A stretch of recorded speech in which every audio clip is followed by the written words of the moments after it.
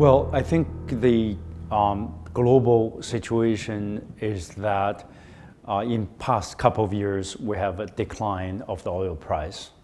And together, we have a very depressed natural gas price as well. And we're in the middle of a very uncertain global energy market situation. Well, in the short term, the energy future, as our book project called it, is not quite clear on where the price will be. But I think the authors looking at the global situation, saying the future of the natural gas and LNG in the worldwide market situation is still quite encouraging, quite bright, and the demand picture in the medium to long term remain to be optimistic. So I think the volume of the authors who write about all the part of the different world of natural gas and LNG situation seem to have agreed on the basic future of gas market as being called by the International Energy Agency as the golden era of gas is yet to come.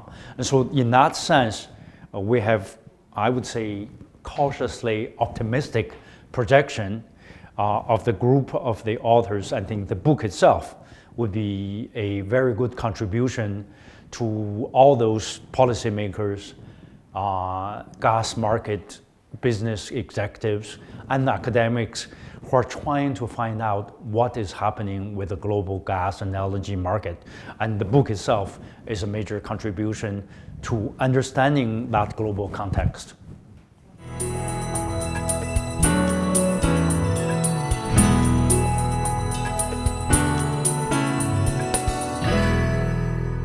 I myself wrote a book chapter on the Asian natural gas market trends.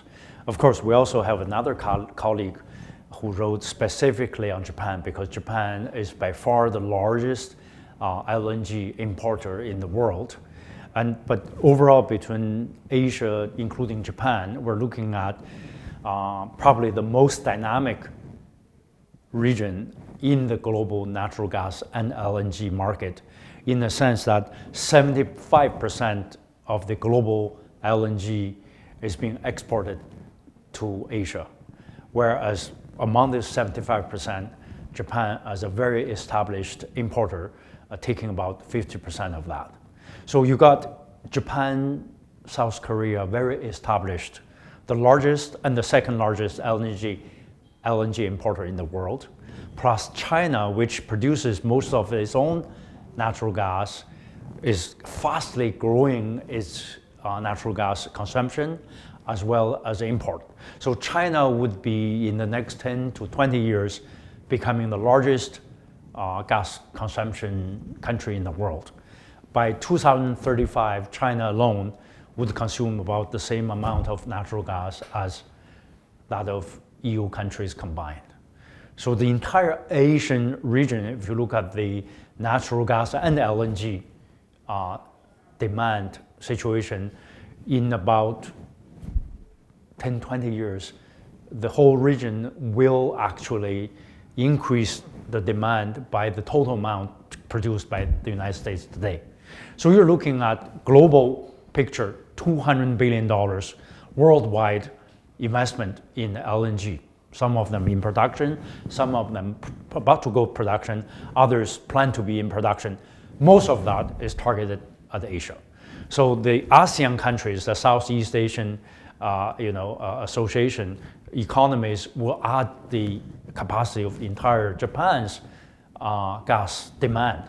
And India, following China, is the next largest population-based, largest gas importer. So in that sense, in my book chapter, we're looking at Asia is the most dynamic LNG and gas market in the world by terms of demand. And then there's the policy driver, where the government like China prefer to use more gas to replace the coal use. And then you have the geopolitical struggle of China and Russia getting closer in the natural gas energy cooperation. China is in bitter dispute with Japan in East China Sea. China is in bitter dispute with Vietnam, the Philippines, and others in South China Sea, and the U.S.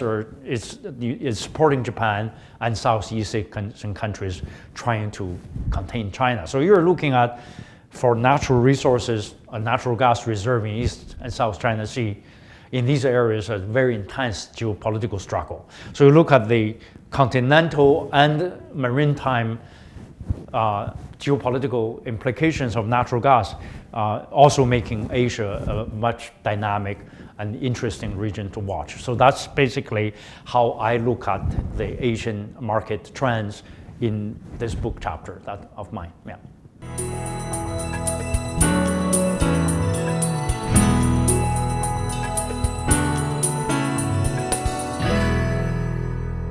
So now, if you look at the global gas supply and production side, we talk Asia, very much on demand side, right?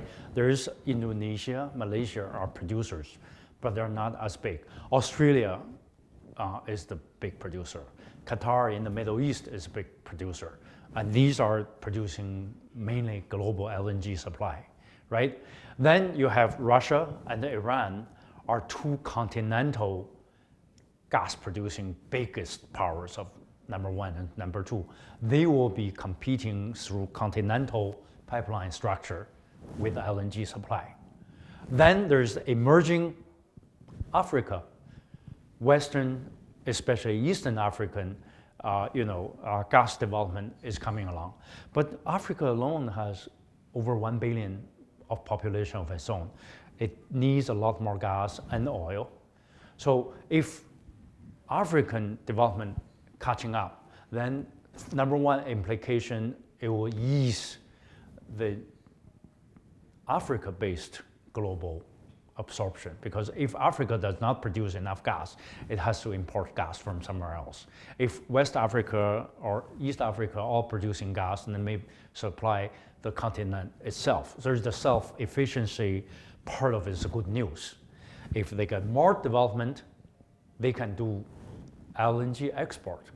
But the LNG export, together with Australia, with Middle Eastern countries and Southeast Asian countries of Indonesia and Malaysia, will then contribute to better global pricing. You have more supply. If you add the East Africa, Sub-Saharan African countries, if they produce gas and liquefy them and export them, they will earn more hard currency, which they need the most. And so you have a situation here that I think most people would look at the Sub-Saharan Africa gas development, LNG development as positive news to the global balance of supply. And then if you got more regional supply, and then the Asian market would benefit, which they will import a lot, no matter what in the future. Now we're in the depressing period. Economy is slow. We're going through a low cycle of energy pricing and business cycle, but things will pick up. When things pick up, I think African countries will benefit. Asian countries are the largest importer of the world, will benefit, and the rest of the world will worry probably less. European countries would probably get more benefits from either African countries not competing them for other gas sources or LNG sources. So overall, I think it's a positive development, and the more supply of natural gas and LNG sources, I think the better.